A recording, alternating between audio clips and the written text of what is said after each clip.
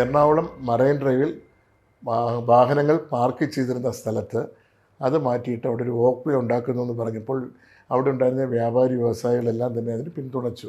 അവരുടെ കടയിൽ വരുന്ന കസ്റ്റമേഴ്സിന് വരുന്ന പാർക്കിംഗ് സംവിധാനമാണ് വോക്ക് വേക്ക് വേണ്ടി കോർപ്പറേഷൻ ഏറ്റെടുത്തത്.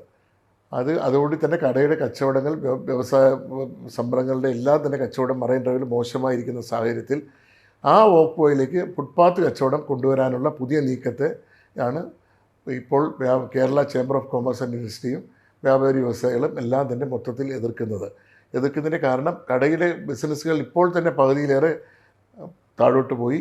ഇനി ഇതിൻ്റെ ഫ്രണ്ടിൽ കൊണ്ടുവന്ന് ഈ സ്ട്രീറ്റ് വെൻഡേഴ്സിനെ കൂടി കൊണ്ടുവന്ന് വെച്ച് കഴിഞ്ഞാൽ അതിൻ്റെ ഭവിഷ്യത്ത് എന്ന് പറഞ്ഞാൽ അവിടെയുള്ള കച്ചവടം കംപ്ലീറ്റ് ആയിട്ട് ഇല്ലാതാവും.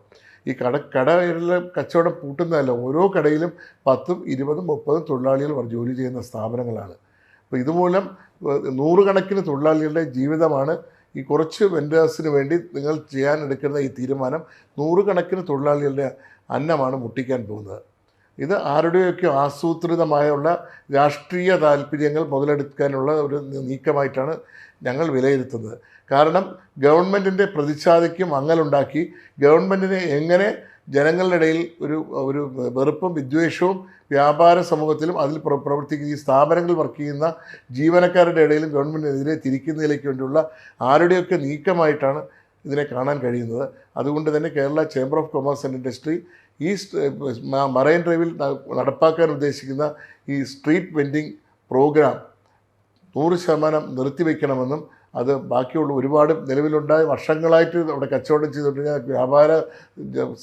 വ്യാപാരികൾക്കുപരി അവിടുത്തെ ജീവനക്കാരുടെ കടകളെല്ലാം പൂട്ടിപ്പോയാലും നിരവധി ആൾക്കാരുടെ ജീവിതത്തെ ബാധിക്കും എന്ന കാര്യം കൂടി കണക്കിലെടുത്തുകൊണ്ട് ഇതിൽ നിന്ന് പിന്മാറണം എന്നാണ് ഇതിൻ്റെ മുന്നിൽ പ്രവർത്തിക്കുന്ന മേയർ അടക്കമുള്ള എല്ലാവരോടും ഞങ്ങളുടെ അഭ്യർത്ഥന.